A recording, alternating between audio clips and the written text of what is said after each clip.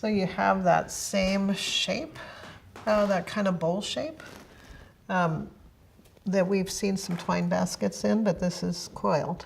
And you can really see these kind of ridges, literally coils that run on the outside, this kind of corrugated surface. And this is an old basket. And it's wonderful because it shows you some of the layout of some of the coiled baskets. So oftentimes there's a sort of bottom, sort of hidden, simple kind of bottom design that I always think of this little hidden treasure that you don't normally see, but you know the weaver had fun putting it in. So there's the bottom design. And then there's this side, the walls. And then you have often this kind of rim finish. So something that's different on the rim. This one's almost worn out, but you can see these alternate blocks of color. When you are making a coil basket, this is the foundation.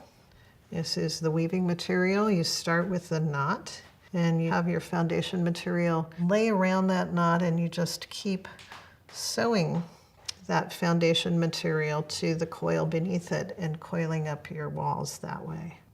So the thing that is easier with coiled baskets is to add ornamentation.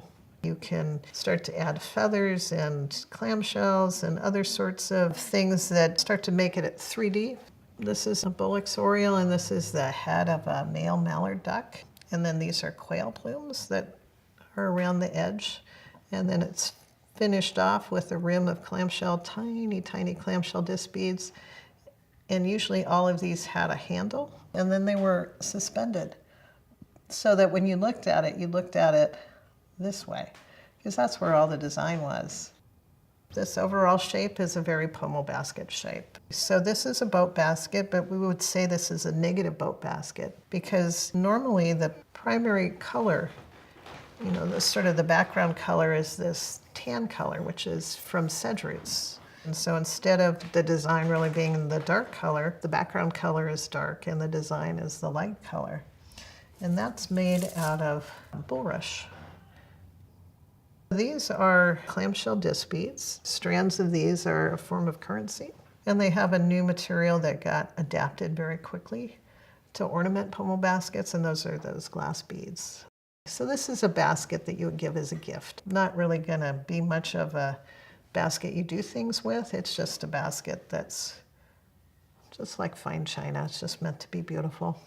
So this kind of elongated upside down L, that's the quail plume design. So it's the feather on top of California quail, and that is actually the feather.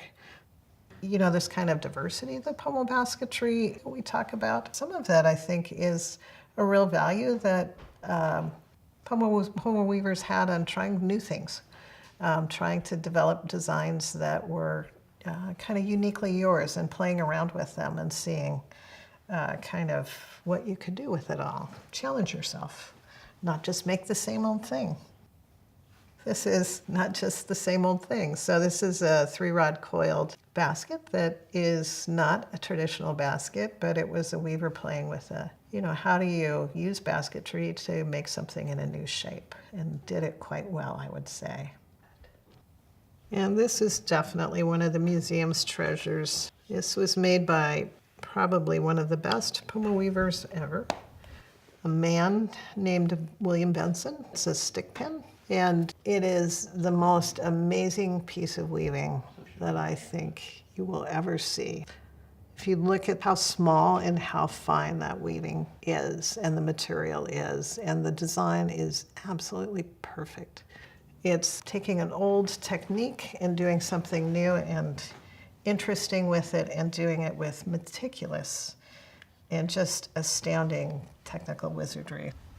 And then our smallest little basket, that little tiny thing in the tube, which is, if you could look at it with a magnifying glass, a perfect basket shape, and it has a perfect design on it. I have no idea how the ladies did it, but that's pommel basketry for you. So there was definitely, if nothing else, I hope people look at the baskets and they see the people who made them, because they were amazing artists. And there was a lot of real pride in their craft and what it was that they were producing, and a lot of love.